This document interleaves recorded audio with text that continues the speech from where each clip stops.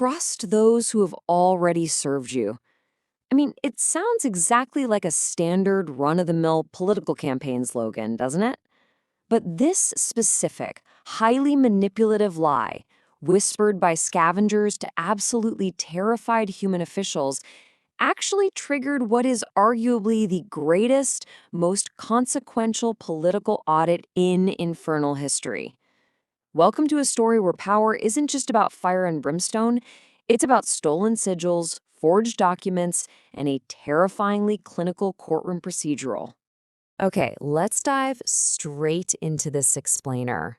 Today, we're going to analyze a massive demonic power shift. And we're not treating this as just some fantasy lore, but as a high-stakes political thriller. We'll be looking closely at the rise and fall of false demonic agents, a formal reprimand by the high crowns that plays out exactly like a court hearing, and the emergence of a brand new regulatory order. It is a completely fascinating look at how even the realm of shadows uses audits and bureaucracy to redefine hierarchical authority. To really understand this unprecedented trial, we're adopting the perspective of political historian Ilyan Marr. Here is our docket. 1. Post-Belial vacuum and subversion. 2. Vassago opens hidden ledger. 3. Prosecution by high crowns. 4. The defense of the lesser. 5. The new regulatory order. And finally, 6. Accountability reaches the thrones. Section 1. Post-Belial vacuum and subversion. Let's look at the climate that started this whole thing.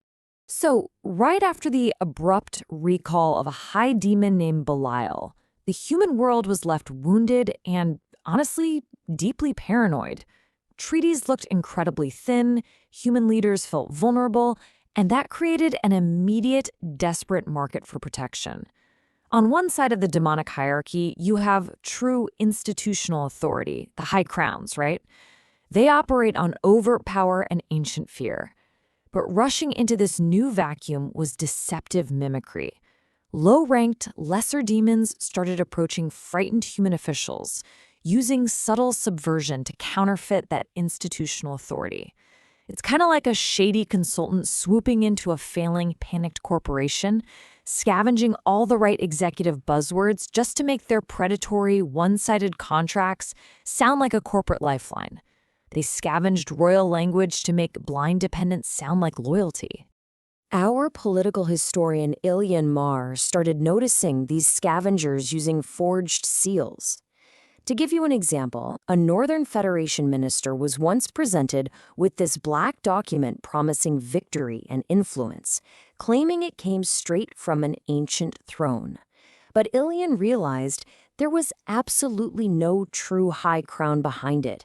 It was just a lesser herald imitating grandeur. This specific, systemic crime is what the first king, Baal, would later officially define as a theft of distance. It's the dangerous act of lesser demons borrowing the shadow of a king. Think about it like a mid-level manager forging the CEO's signature. It completely undermines the entire chain of command and turns the heavy architecture of hierarchy into a cheap costume. Section 2, Vassago opens hidden ledger. Let's see the formal response to this grift. The demonic hierarchy simply couldn't ignore this anymore.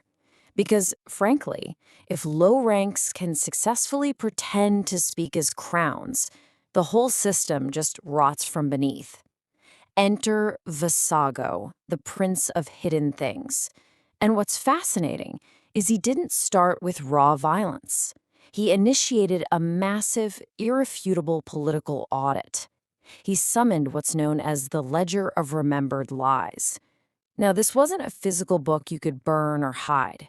It was a terrifying visual record hanging right in the air, exposing every single false allegiance. Each line detailed the human official, the exact lesser demon who manipulated them, the false promise that was made, and the true hidden price of that bargain. The evidence was laid entirely bare for the court. Section 3, Prosecution by High Crowns. This brings us right into the trial phase. This trial was a completely formal court hearing, with the high crowns stepping forward to deliver a chillingly calculated prosecution. The charges escalated systematically. First up, Belial condemned the outright imitation of rank. His argument was that stealing worship doesn't magically promote a lesser demon. It just provides literal evidence of their crime. Next, Pyman aggressively cross-examined the lesser demons on their manipulative tactics. The lesser demons claimed they were out there teaching humans power and survival, but Pyman exposed their influence as mere rehearsal, basically tuning human leaders like instruments through a cheap addiction to easy success. And finally, Andromalius delivered the most damning conviction of all: theft. This brings up a really profound ethical dilemma. Andromalius actually accused the lesser demons of stealing human moral responsibility. By masquerading as high crowns, these lesser spirits had provided human officials with supernatural excuses for their own completely ordinary cruelty. As Andromalius so perfectly and coldly phrased it, you made their excuses stronger than their consciences. You see, human leaders hadn't magically become monsters overnight. They had simply been offered a bureaucratic language that made monstrosity feel like a mandated administrative duty. Section 4. The Defense of the Lesser. Let's look at how the accused responded to this. Faced with these overwhelming charges, the lesser demons did not just stay silent. They actually mounted a defense that attempted to expose the moral rot and inherent class warfare of the entire demonic system. They argued with bitter eloquence that the high crowns had absolutely no right to condemn hunger while sitting comfortably on thrones built of ancient fear. They pointed out a harsh, undeniable reality. The low ranks are the ones doing the grunt work. They build the towers, they translate the fear, and they feed the wars of the crowns. They argued that their manipulation of humans was a direct result of watching the high crowns. They learned that power just belongs to whoever can seize attention. It is a super fascinating look at the moral implications of judging low-rank spirits when the hierarchy itself is inherently corrupt.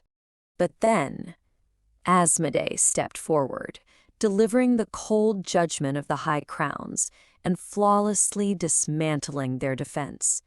He didn't pity them at all. He understood their desire for altitude, and that made it even more terrifying to him. He looked at them and said, "You stood above humans only because you made them kneel. That is not ascension. That is furniture." Ouch, right? He totally exposed the pathetic nature of their desire, proving that they merely copied the grandeur they could never actually become. They were just enjoying the cosplay of power, playing at being kings in candlelit rooms with gullible human politicians. Section 5. The New Regulatory Order. Let's see the aftermath and the rules that followed. So, with the arguments made and guilt firmly established, Vassago stepped back in. But, and this is key, not with raw, explosive punishment. He established a brand new legal paradigm. Vassago knew that simply destroying the liars would only teach the next generation to hide better. So the execution of justice took place in the Hall of Unborrowed Names, which was an intensely clinical, bureaucratic space. It was a strict three-step process. First, the demons were stripped of their borrowed titles. If they even tried to speak a stolen name, literally only ash fell from their mouths. Second, the human officials involved were sent terrifying dreams revealing the pathetic, scavenging truth behind the seals they had blindly worshipped. And third, the grand royal contracts were legally downgraded to simple, lesser bargains. To ensure this held up, Vassago authored specific legal statutes to govern all future human-demonic interactions. We call this the New Law of Lesser Bargains. Let's break it down. No lesser demon could ever act as an envoy without a high crown acting as a witness.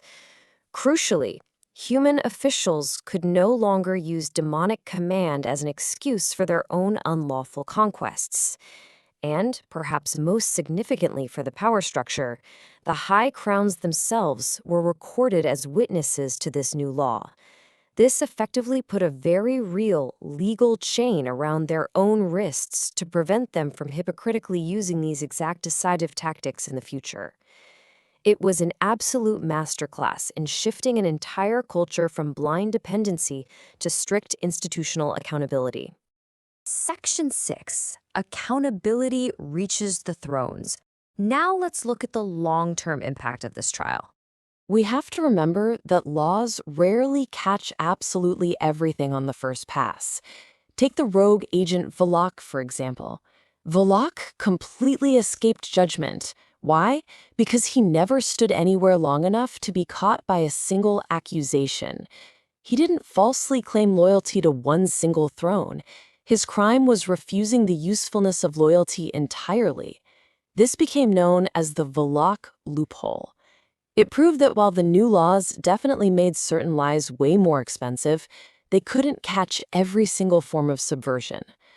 Our historian, Ilyan Marr, realized that stopping one abuse of power doesn't actually end the hunger for it. It just forces the hunger to change its language. And that brings us to the profound, lingering realization Ilyan Marr had at the very end of analyzing this ordeal. He found an anonymous message accompanied by a single serpent scale written inside an empty bowl. It asked one simple, devastating question. If low ranks can be reprimanded, can crowns be judged? We're going to leave you with that chilling thought. Because, as we've seen, accountability, once it is codified into law, has a really funny way of traveling upward. When you introduce the concept of an audit to a strict hierarchy, it is only a matter of time before the thrones themselves are put on trial. Thanks for joining us for this explainer, and keep questioning the shadows.